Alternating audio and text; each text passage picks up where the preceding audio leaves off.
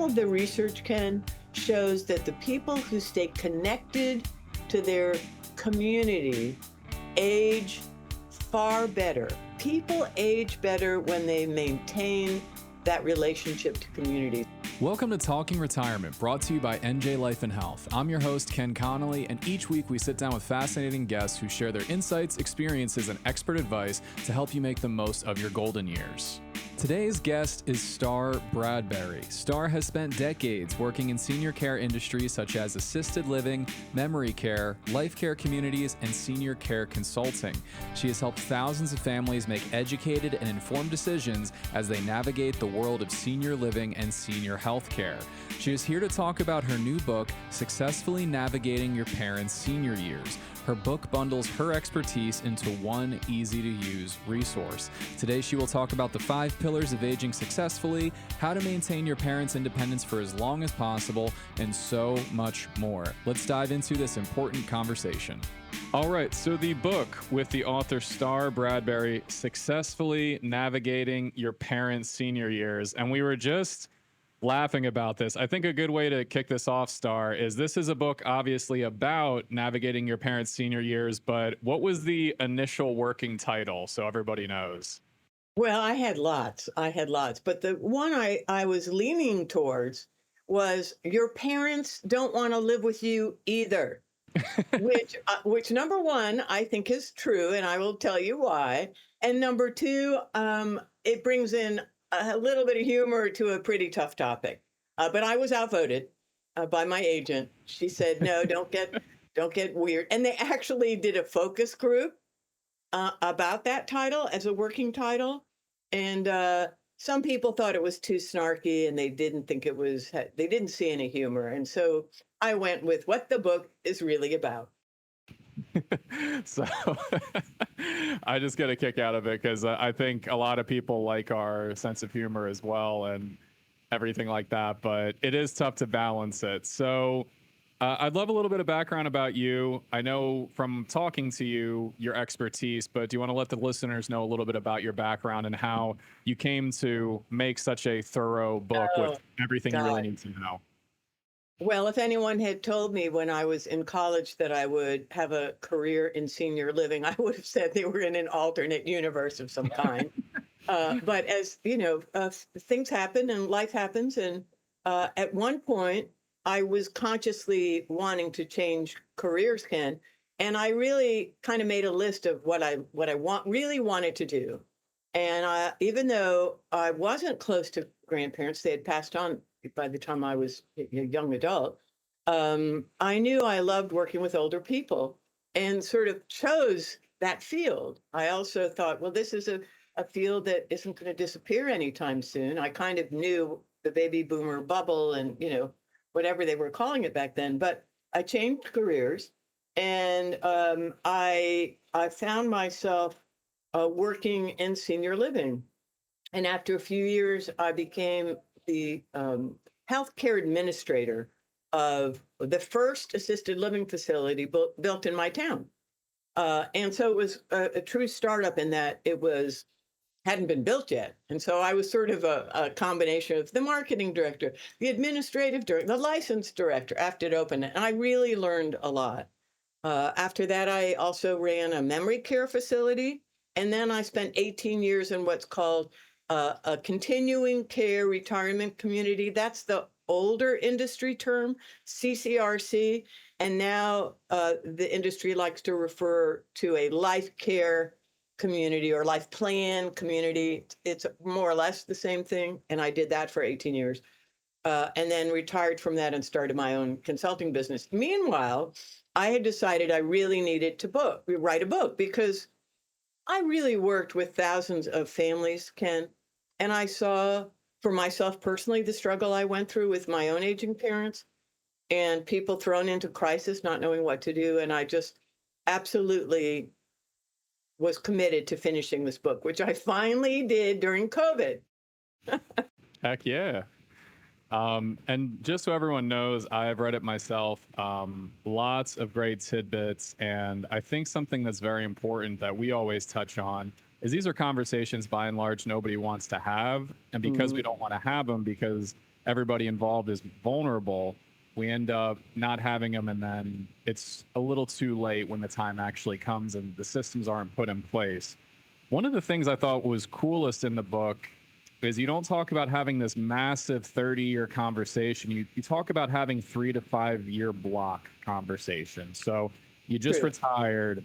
What's going to happen the next 3 to 5 years? Can you touch on that strategy a little bit and why it's so effective?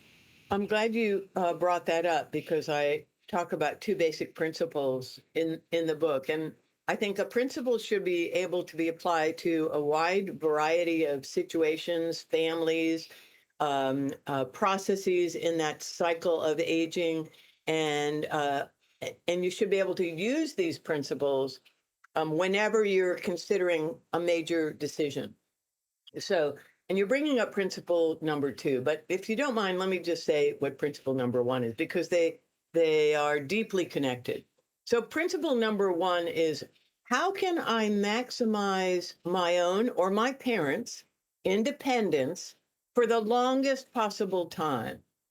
And then principle number two is what I call just in time senior planning, JITSP. That's my little acronym. And that is what you're referring to is that looking ahead, that 3 to 5 year window. I have both those principles because I've watched so many families can get bogged down in managing a crisis, let's say, and they don't know what to do. Dad just got diagnosed with dementia, and and he's only 65, or maybe early onset, or younger, or even if he's 75. It doesn't mean he could live till 95, right? So people say, "Oh my God, 20 years, and what am I going to do?" And I'm still working, and I have kids, or whatever their situation is. I just see people get frozen with anxiety and inaction and confusion. And so, if you come back to that, how can I maximize my parents' independence? First of all, that is something that everyone understands, everyone likes, and everyone can relate to, whether it's your aging parents or you're the adult child. Why? Because people do, in fact, want to maintain their independence for the longest possible time. But yet, I watch them make decisions that, in fact, don't do that at all. Here's a good example. Maybe you have aging parents, Ken, and they say, and you ask them what their plan is. And this is what you're likely to hear: I'm not going anywhere. I am staying in my house, and you can carry me out feet first. And I always chuckle a little bit and say, well, okay, that is a statement. It is not a plan. And most people get stuck. They just stop right there. I'm going to stay in my house. Well, there's a lot of issues to consider, which I bring up in the book, about whether that's a good idea and whether or not it will maximize your independence for the longest possible time. So when you kind of review your decisions based on maximizing your independence, you might actually come up with a different scenario. Are you in a 3-story house out in the middle of the country, not near any healthcare or hospitals or doctors? Or is maybe downsizing going to help you stay independent longer?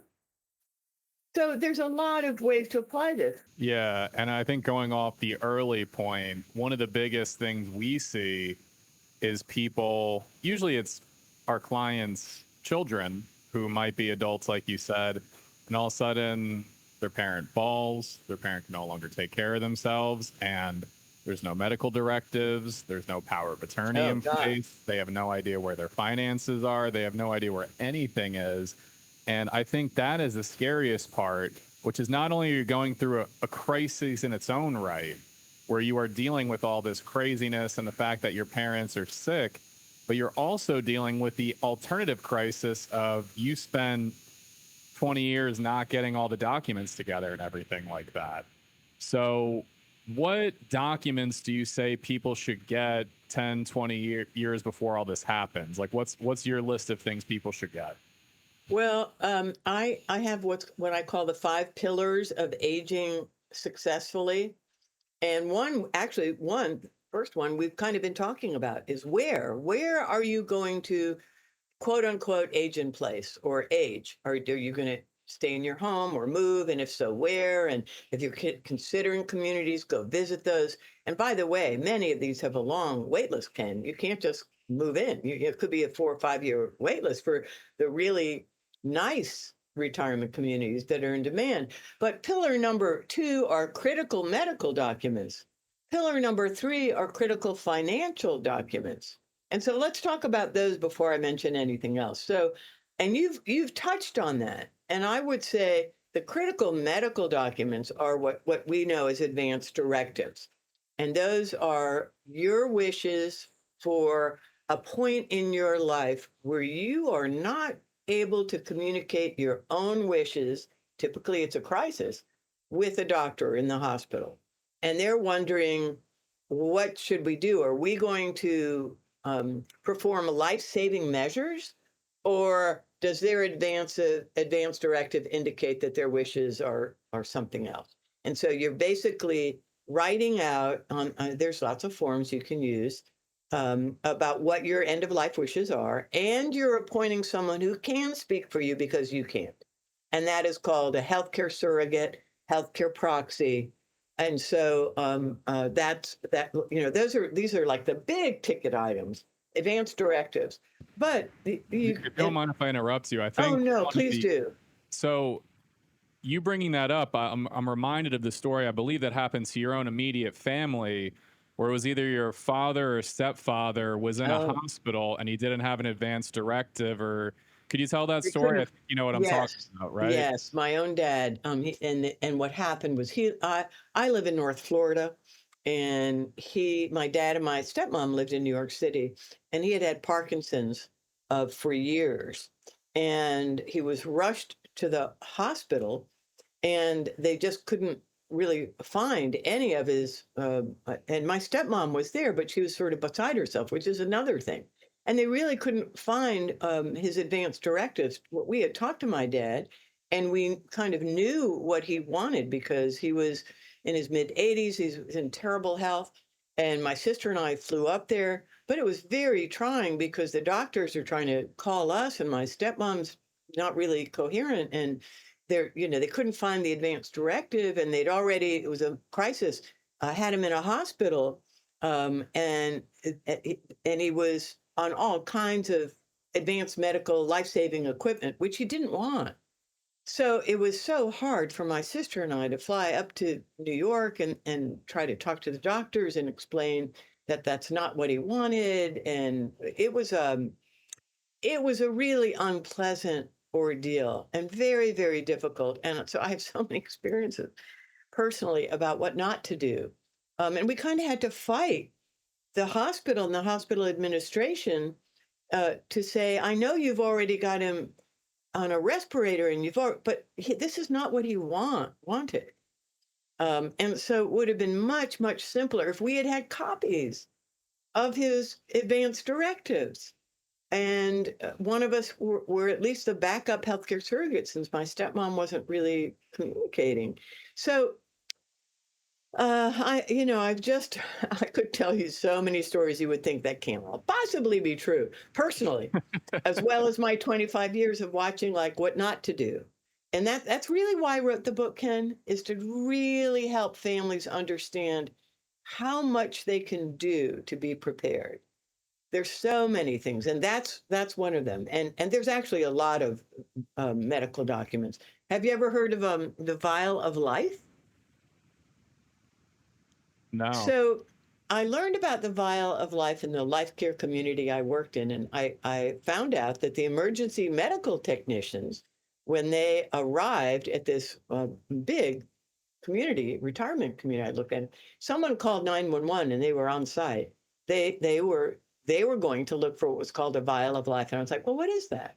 Well, it's a clear plastic tube that you keep in the freezer. And people say, what do you have to be? It has nothing to do with it being cold. It's just that everyone has a freezer, and they kind of, you can put it out of the way, and EMTs can show up and go straight to the freezer if you have a little sign that says, I have a vial of life, which is like vital life-saving information. And on those forms, rolled up in this little tube, are all your emergency contacts, Ken, all of the medications that you're on currently, all of your diagnoses. And so imagine you're unconscious, the EMTs arrive, maybe you're not talking or you live alone, you're a solo ager. So listen up for those who have solo parents.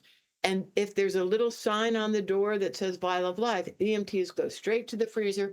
Sometimes it's kept someplace else, but that's typical. You can ask in your area where you live, call up your local AMT. Where do you look for the vial of life?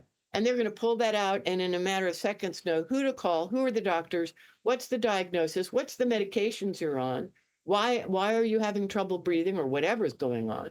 And it could save your life. So that's another I have a long list of things in the book, but I Oh, would yeah. say those are the critical ones. And you can have all of that information and ask for a copy of it from your parents. Help them fill it out if they need help.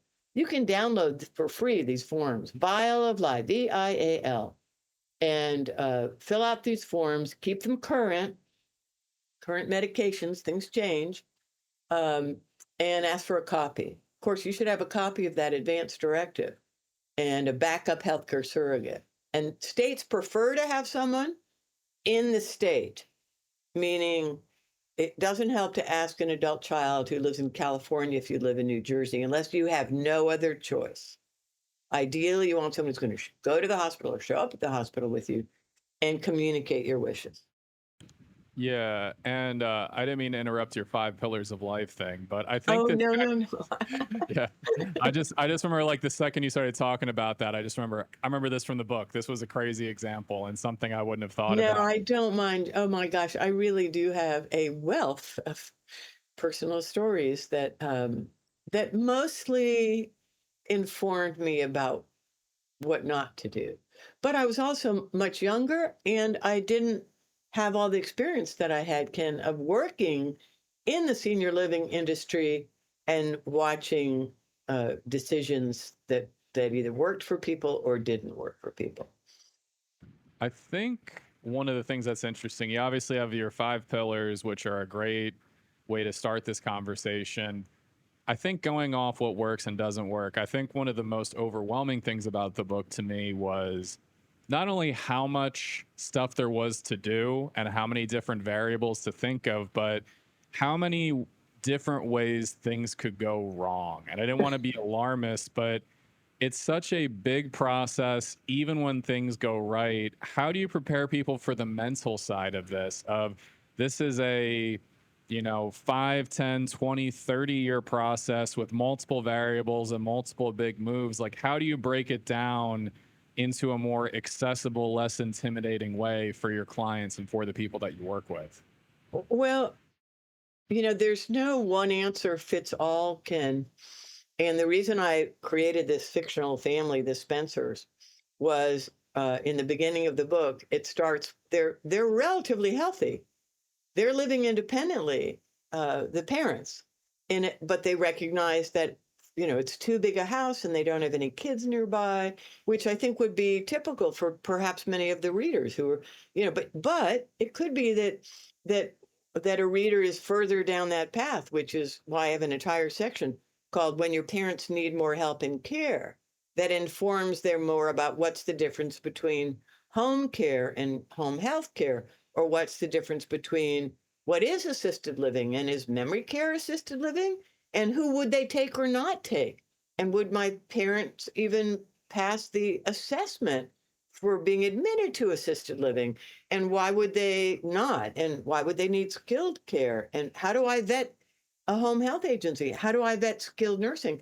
So the book was written that you can honestly kind of skip sections if your parents fall in the, no, my parents already need more care, or my parents are just retiring and they're trying to figure out what to do. And that's the second section, location, location, location, because there's a lot to educate yourself on. And that's why I say, ideally, don't wait for that crisis. Ideally, when people say, well, what age should I start talking to my parents? And I say, 60. Well, Yeah. they go, but they're healthy and independent. Exactly.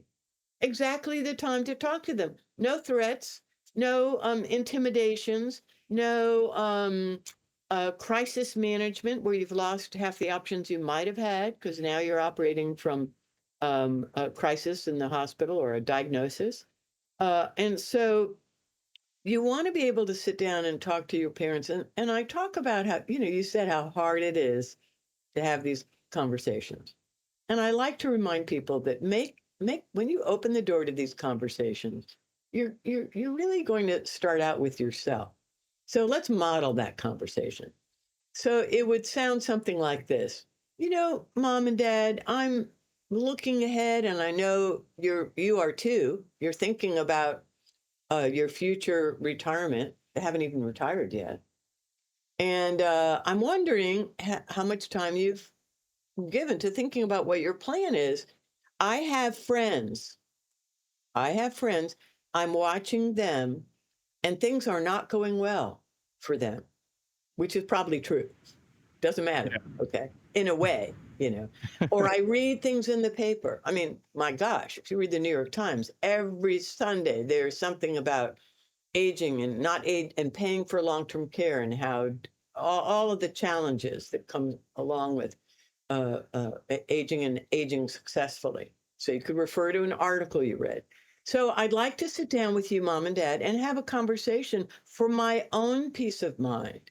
I'd like to know what you're planning and what you want. Do you want to stay in your home? Because, gosh, this home is 2 stories, or gosh, this home is, out in the middle of nowhere, or gosh, do you really want to stay in New York City? Yeah. Is That's a that good way to look at it. And just on top of all that, where are the documents? What do you want? That kind of thing. Yeah, don't go there first, Ken. Okay. Don't start Okay. with that. Start off very casual. Mhm. Okay. Yeah, because I tried that. It did not go well.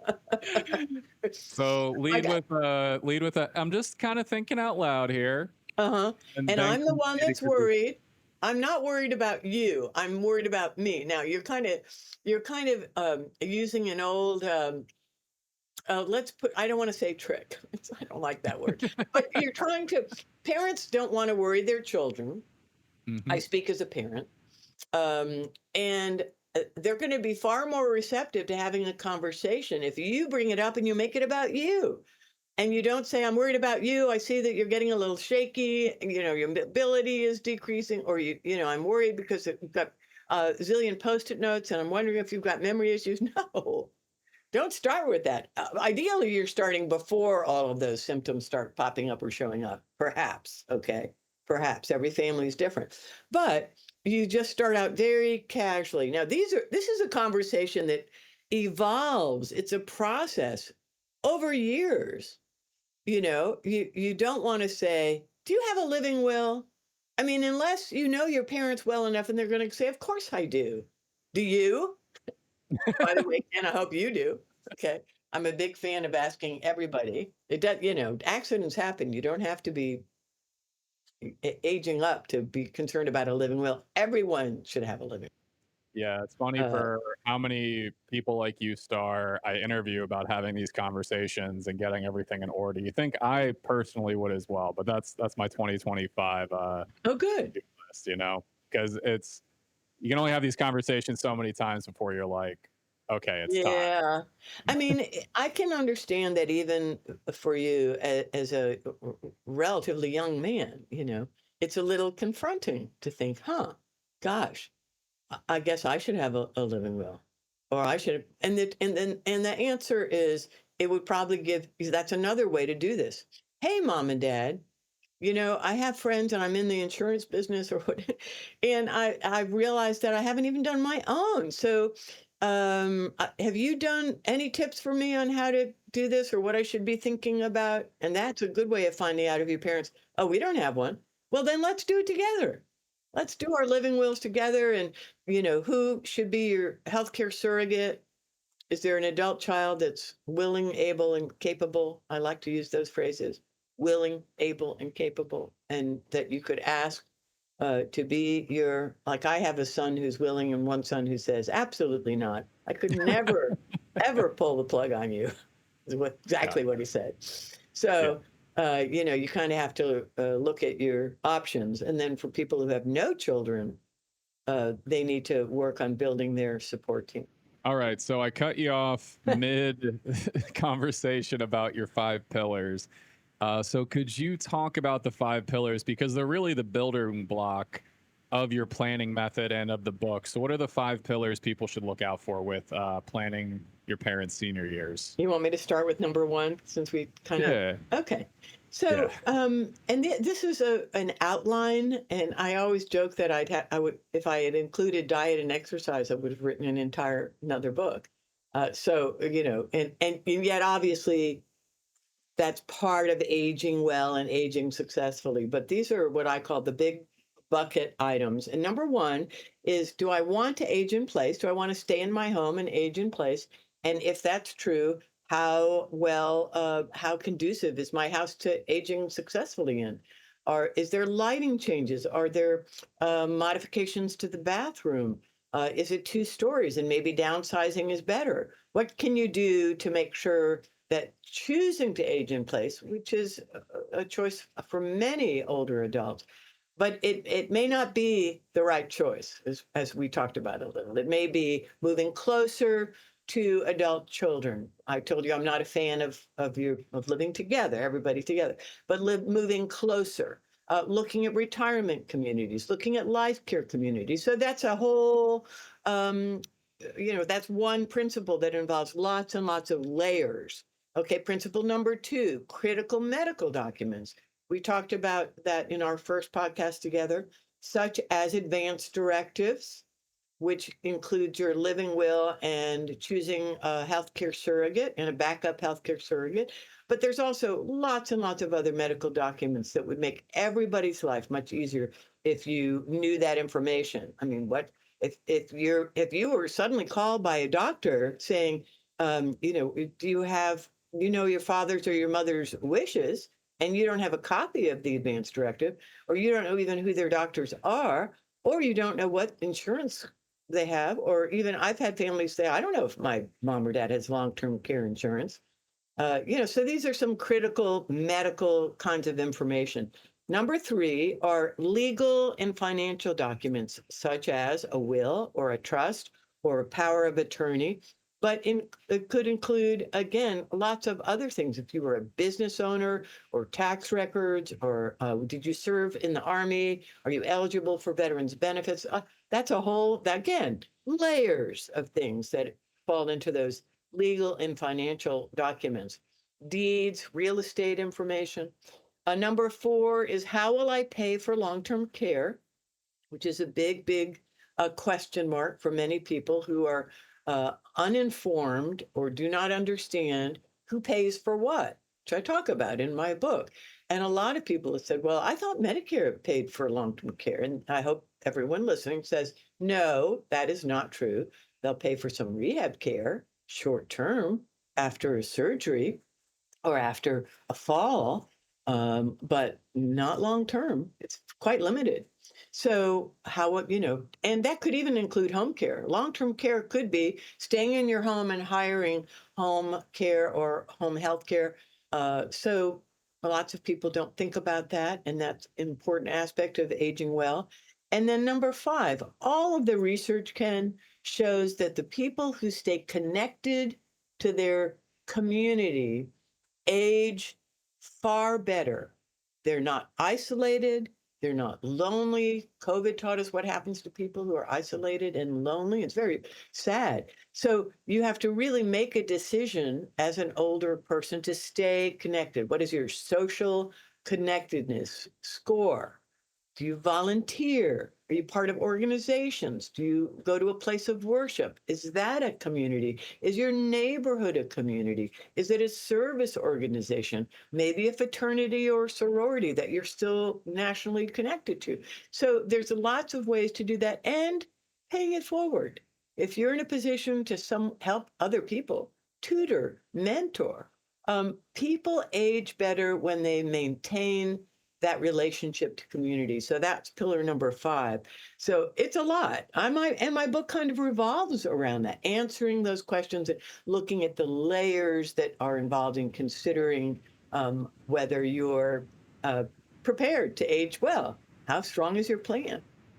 Yeah, and I think there's so many. Each one of those pillars is probably its own 1 hour podcast if we really want to dive into it, because it's such a That's true. interesting dynamic. But I think the two that speak to me most are four, cost of long-term care, and five, the community. So I think we should talk with the cost of long-term care, because I think this is one of the first things we ever talked about, actually, Hmm. was the semi-collapse of the long-term care insurance agency. It's obviously something Yes. near and dear to me. Your example that Medicare does not pay for long-term nursing is something that even when we tell people, they don't believe, or maybe it gets left, in the past and they forget about it. Long-term care is insanely expensive. You're looking at somewhere between $5,000 to $15,000 a month, depending on your No, that's true. location. And five is Um, low. 5,000 is low. Genworth Insurance Company has a cost of care survey. And I love to bring this up, Ken, for your listeners, because no matter where you live in the United States, you can go to the cost of care survey, put in your zip code, and find out what in your area. And believe me, as you know, it varies tremendously from state to state. The cost of home companion care, home health care, assisted living, memory care, and skilled nursing. It even has a future cost calculator. So those of you that are 35 can see what's it going to cost you when you're 65 yeah. or 75. You better be sitting down. Oh, I'm well aware, and I think one of the frustrations for us as an insurance broker is we try to sell people long-term insurance policies, and we say, okay, it's really expensive now, but it might go up even further, and it might not even cover the full cost once you get there. So it's hard because there hasn't been a perfect product for this. Are there any recommendations you give people for paying long-term care? Is it pretty much you just have the money or you don't? You know, this is such a complex issue. And I think the long-term care industry as a whole, and I'd love to know your opinion since that's not truly my area of expertise. Although I am kind of an expert when it comes to reading traditional long-term care insurance policies and writing summaries and explaining it to people because it's so complex. But one of the things that I tell people is um, avoiding the statistics and the facts about who is going to need long-term care. I think, and let me just look, anyone 65 years old has a 70% chance of needing some kind of long-term care. For women, that's an average of 3.7 years, and for men, that's an average of 2.2 years. And that 70% figure includes home care, assisted living, and skilled nursing. So, if you went to the best place in North Florida and where I live and asked me the cost of a private room in skilled nursing, it's about 14,500 a month. So God forbid that you should both need it. And people don't like to think about this. But the truth is that there's a good percentage, there's a good chance that you're going to be paying for some kind of long-term care. Well, people say start your own health account, tax-free health savings account. But most of the families I know are struggling paying their bills and bringing their children up, putting food on the table. They don't have excess income. But if you do, just like you contribute to your IRA, Roth IRA, contribute to your health savings account, and but that's hard to do. We both know that. It's easy to say, very, very hard to do. Well, then what's next? Look at various long-term care insurance products. I'm a fan, if you can, of some of the newer hybrid products, not the traditional plan, where if it's a hybrid life insurance and long-term care policy, where if you don't use it, it returns, you die in your sleep, which we'd all check that box. That's the title of my next book. And check here, check here if you'd like to die in your sleep. Uh, I might write it yet. Um, because we'd all check it. And the fact is that that is statistically not true. And so if we could and we knew for sure, then we wouldn't worry about this or we wouldn't even have a plan.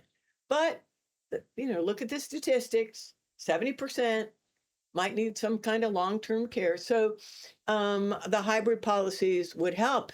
Like you just said, they won't pay it all, but they'll pay part of it. And if you never use it, it reverts to your estate as a life insurance plan.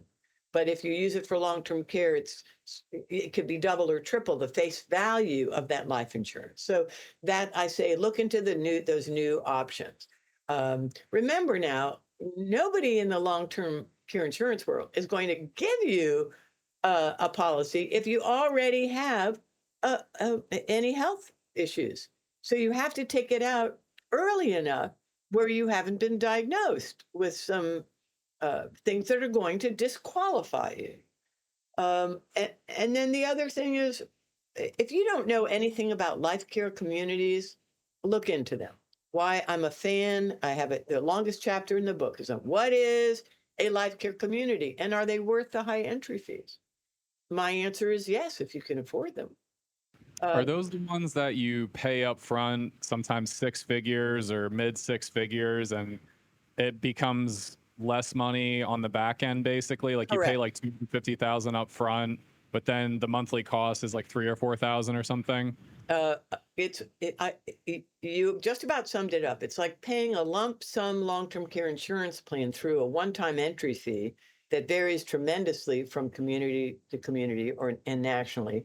But you're basically buying a promise of access to assisted living, memory care, and skilled care whenever you need it, for as long as you need it, by paying this entry fee up front. And it's just one time. But I would probably say the average entry fee nationally is closer to 350,000, something like that. But many people sell their house and convert that to the entry fee. And you can choose, many communities have guaranteed refund options, so you can return some of that entry fee to your estate or you if you leave. And then the monthly fee is 3, 4, 5,000, 8,000, but that's all your utilities and maintenance and lots and lots of bells and whistles and your dining options. For those again that can afford it, it's an option that covers where am I going to get care, how can I pay for that care, and how can I have predictable costs and pay for some of that care up front. Yeah, it's really such an interesting problem because I always like to compound the 70% statistic that you brought up because we've Oh, used that a lot. And I always say not only is it 70% of people are going to need long-term care, but there was another study that 70% of people don't want long-term care. So right.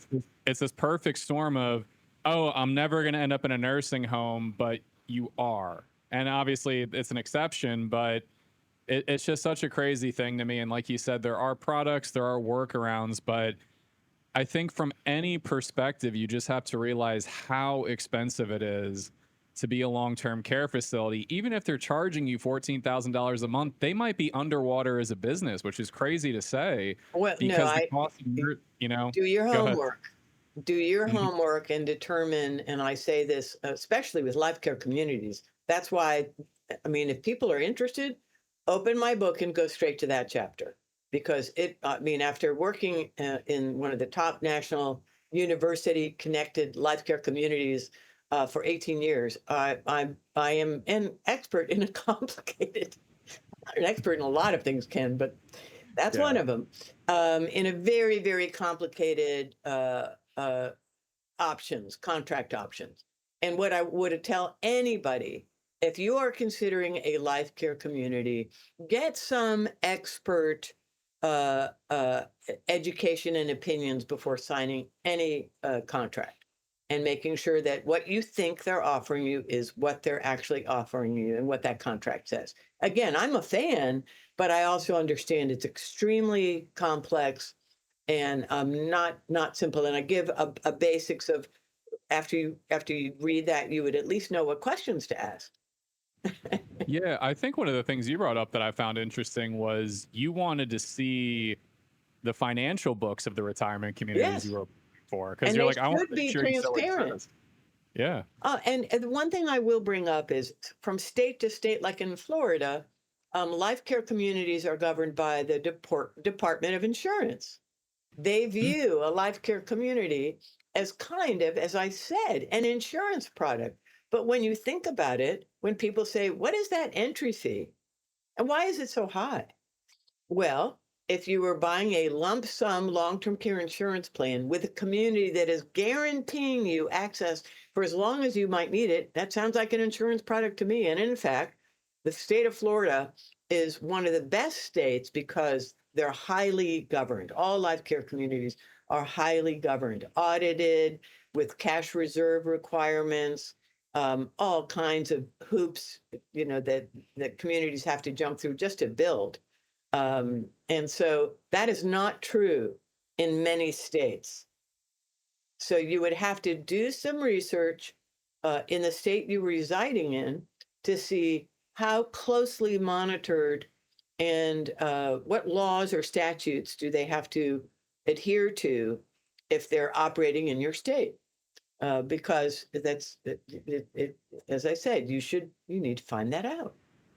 Yeah, no, there's so many things you have to research. See, a long-term care costs, very intense conversation, but I think bringing this back to the human element, I love that your last pillar is being a part of a community, being a part of having people around you, friends and family, because we are in a retirement community. There's a bunch of villages in New Jersey. A lot of people might not think that New Jersey has such a densely older adult population, but sometimes you go to people's houses and you find that they just want to talk and talk, and there's nothing wrong with that. But it slowly dawns on you that maybe they don't have a lot of day-to-day They're lonely. interaction with people, and it's good to be the person who can talk to them. But like you said, they're lonely, so I think in the book you talk about how that opens people up to scams. It opens people up to Absolutely. health issues. Absolutely. How do you More maintain that? vulnerable. Mhm. Very much. How do you maintain that sense of community and belonging as you get older and potentially get more isolated? Well, that's why I'm a big fan, Ken, of community living. It may not need to be a life care community with a high entry fee to get in. It could be just now for you might be in a neighborhood that's already a tight knit community and you've lived there for years and you don't have to move or relocate yourself because you've spent years in that community and everybody knows you and you know them and you have word of mouth people to hire to come in and help you. That's ideal, but that's hard to find.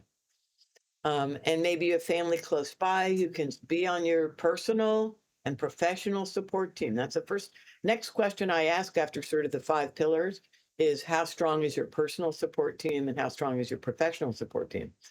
But moving into a community, if you live like out in the country or you've lost your spouse and maybe staying in your home is depressing or it's too big, the maintenance is getting too much. Think about find a community that you feel like I have a lot in common with these people. It revolves around some similar interests or backgrounds, and you get a smaller apartment. And now you're spending more time going to the pool classes and the chess classes and the book clubs and the art studios and golfing or whatever. And now you're in a community where there's many things for you to stay involved with and choose from, and there may be 24/7 security. There may even be some healthcare, home health agency, or even a doctor on site. There's a wonderful community here. It's not a life care community. It's a rental community, but they have all of these bells and whistles. So, and again, people say, "Well, I don't know what I want to do." Well, that's okay. You can get on the wait list. It doesn't mean you're going to move, but now you have an option of you don't know how you're going to feel in 5 years. I Yeah. can't tell you the number of people who said, "Oh no, no, no! You can take me off the mailing list. I'm never be interested in blah blah blah blah where I work." Okay, and then they'd call me like 3 years later. I stopped getting information from you, and I'd pull them up in my computer, and I'd say, "On April 3rd, you told me to take you off your mailing list." I did. Yeah. Oh well, things have changed, and now I'm interested. So I tell people maybe you want to move closer to your kids and you have on the wait list for 3 different communities in 3 different states. Why Yeah. not? Yeah. I mean, It's most of only these fair. wait lists are like $1,500 refundable for any reason at any time. So, what you're trying to do is peer into the future, use your crystal ball, and maximize your options. Yeah, I think it's funny how you talk about people leaving and then saying, I did that because a lot of times we call our clients and our number is just NJ Life and Health, and they assume we're one of the hundred of scam calls they got that Oh, week. yeah, I bet they And do.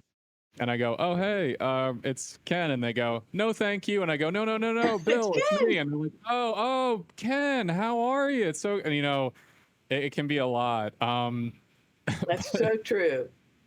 yeah, but Really, I really think, true. Because, because seniors are uh, uh, ripe for scam. I mean, now I'm getting texts that I know are, and so the criminals are getting smarter and smarter, and so people do need to be cautious. But you don't want to become isolated and lonely. And as you get older, and maybe you uncomfortable, you're in pain, or it seems like just too much to do to go out to lunch. Or I want to encourage seniors to push themselves, to stay connected and not withdraw and get lonely and isolated. That is a downward spiral that does not have a happy ending and a happy outcome.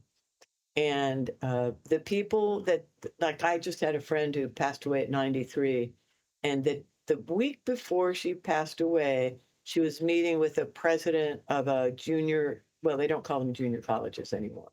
And it isn't anymore. It's a 4-year college, to talk about starting a lifelong learning program at the community she was living in. Absolutely full tilt, living life large until the week before she passed away. And that was at 93. She was really remarkable. But I see lots of people who are remarkable, but they kind of, it's not like she didn't have any health issues. She did, Ken. She mhm. did. But in spite of those, she understood that it meant maintaining her independence was connected to how active she stayed and how involved she stayed. And the fastest growing demographic in the United States today is, drumroll please, 90 to 100. Really? Yeah. Okay. So I can see that. we all should be planning for that, especially at your age.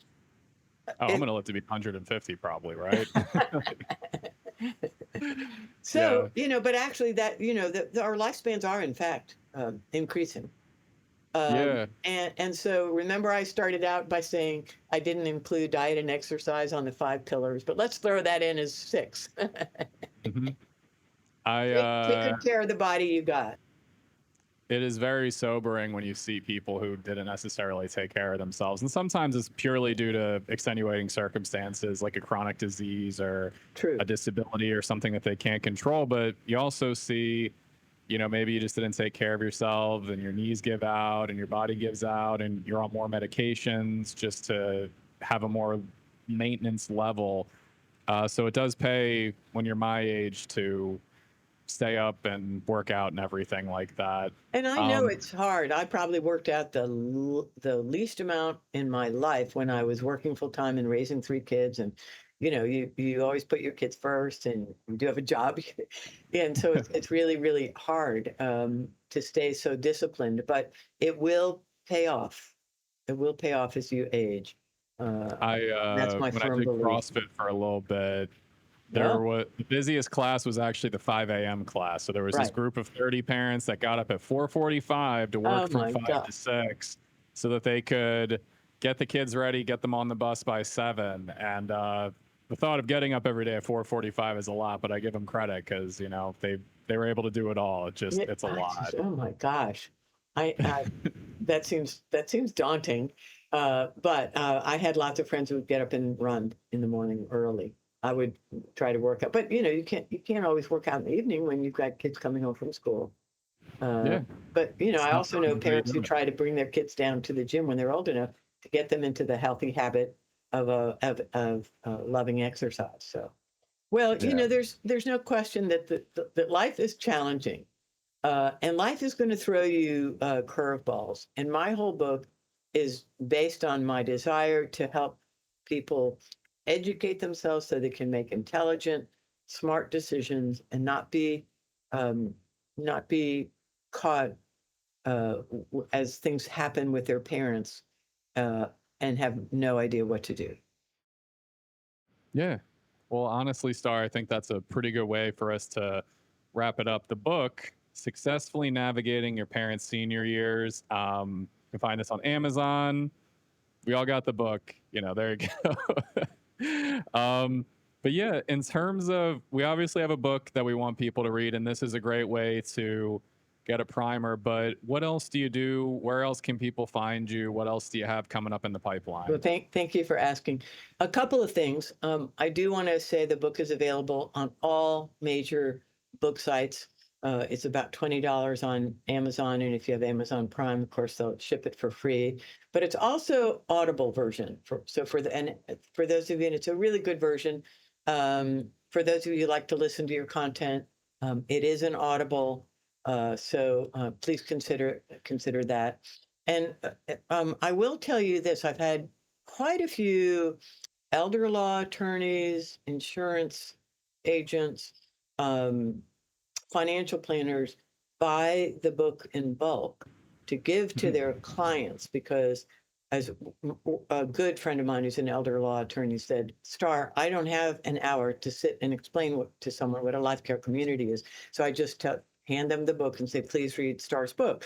So it is a wonderful tool for professionals who are working with an aging population, or the millennials or the Gen Xers helping their own parents. So if that's the case, please reach out to me personally, and I can put you in touch with my publisher and look at a discount for a full box of books is 30. Well, you can easily give those away, and it's a healthy discount. So that's an option, or anybody that wants to buy the more than one copy. Although I have lots of people who say, I'll take 6 copies, one for me and one for my 5 kids.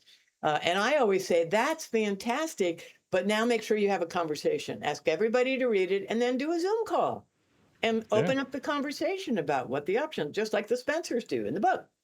And my website has a lot of information. It's just www.starbradbury, STAR, Bradbury's BRADBURY. And I have some free resources on my website about questions to ask when you're touring any kind of retirement community. And I may be working on a workbook, that you could just download and take with you. So you have those questions to ask when you're visiting communities or trying to vet home care, home health care. It's a steep learning curve. I understand that. I'm trying to make it easier for you. So I guess that's about it. I love doing podcasts, and I want to thank you because I wrote the book to help people, and they have to hear about it to buy it. So thank you for giving me the opportunity, Ken. I mean that. No, and totally unbiased as a professional who does work with this population and is also a millennial who has aging parents. I did find a lot of great tidbits in that. Not just saying that there isn't any buy the book and use code Ken to get 10% off or anything like that. This is a genuine conversation we all have to have. A lot of good tidbits. So definitely check it out. Now, Star, the last thing I want to leave with is because it's 2025, you're on TikTok now too, right? I am, and it was my millennial son who said, "Mom, didn't you write this book for millennials and Gen Xers?" I said, "Yes." He said, "Well, then you should get on TikTok." Which I laughed my head off. And then he said, "No, I really mean it. Just do it."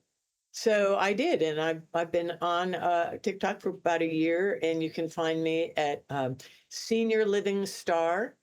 And gosh, I have about 1,000 followers now, and I try to do some kind of informative, educational TikTok weekly or every other week. So check it out. I've got a wealth of information on TikTok, and I leave all my TikToks up, so you can scroll through and see which apply to you, especially for critical tips for long distance caregivers and all kinds of things.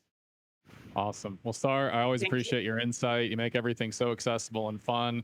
The book, one more time, Successfully Navigating Your Parents' Senior Years by Star Bradbury. Thank you so much, and we'll talk to you soon. I appreciate it. Bye, everybody.